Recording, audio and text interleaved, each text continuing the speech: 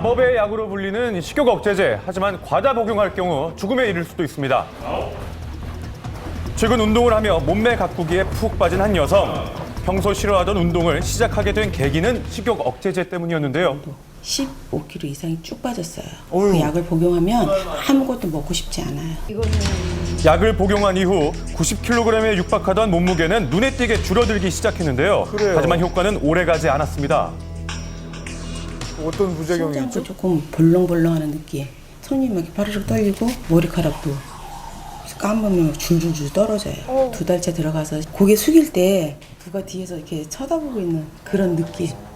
정신이 조금 맑지 않아요. 식욕 억제제는 대부분 향정신성 의약품으로 분류돼 과다 복용할 경우 심각한 부작용을 일으킬 수 있는데요. 시중에서는 과연 얼마나 쉽게 처방받을 수 있는지 비만 클리닉을 찾아가 봤습니다. 간단한 설문지를 작성한 후 상담을 받을 수 있었는데요. 약을 먹을 때 입맛이 떨어지고 약간 좀 두근거리고 더운 느낌이 조금 있는데 그렇게 힘들진 않고 이게 딱 좋아요. 편안하게 먹으면 오래 먹어도 아무 상관없어요.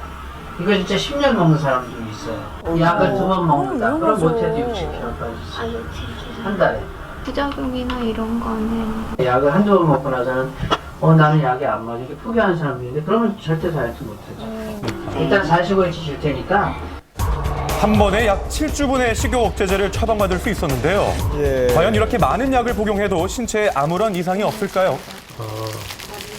식약처에서 권고한 게 이런 펜디메트라진이나 펜터민, 여기 이제 펜디진형으로 돼 있죠. 이 약은 단독요법으로 대개 4주 이내에 처방을 권유를 하고 있습니다. 여기 이제 펜디진, 펜디메트라진이고, 여기 이제 소위 말해서 향정신성 의약품이고요.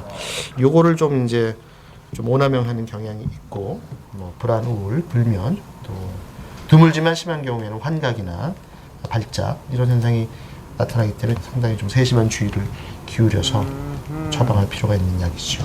전혀 몰랐네요. 심각한 부작용으로 건강을 해칠 수 있는 의약품, 보다 철저한 관리 강화가 필요하겠습니다.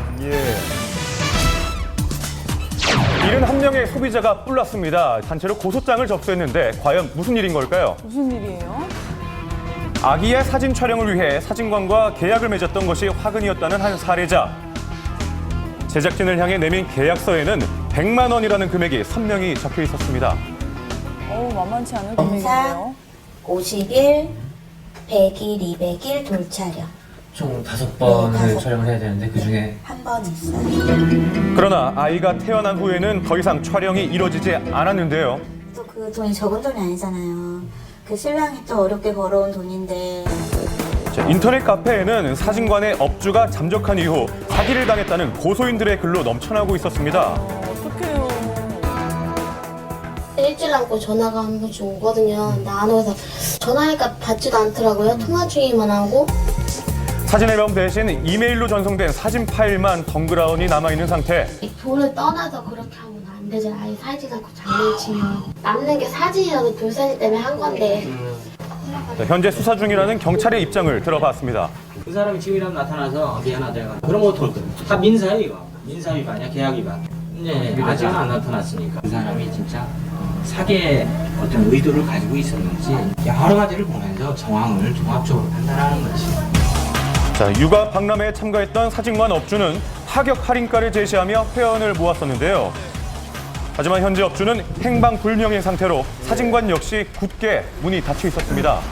외출 중이라 써놓고 뭐 우편물 도착 안 돼서나 뭐 들었던 사람 명함도 붙어 있고요.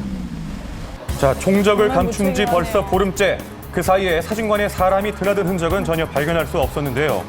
박람회 참가 당시 같이 파격가를 제시하는 현수막만 붙어 있었습니다.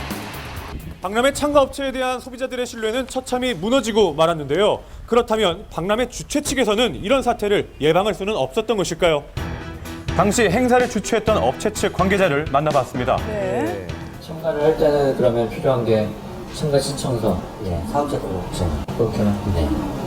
전국 어디나 마찬가지지만 이걸 이렇게 제출하라, 아니면 뭐 재무 상황을 이럴 수 있는 권리가 저희한테 있지 않기 때문에 그 업체가 모르면이나 대전에서 영업을 하고 있었던 곳이니까 전혀 의심을 할 수가 없었죠. 유료공지급을 결정을 해서 25% 유료공지급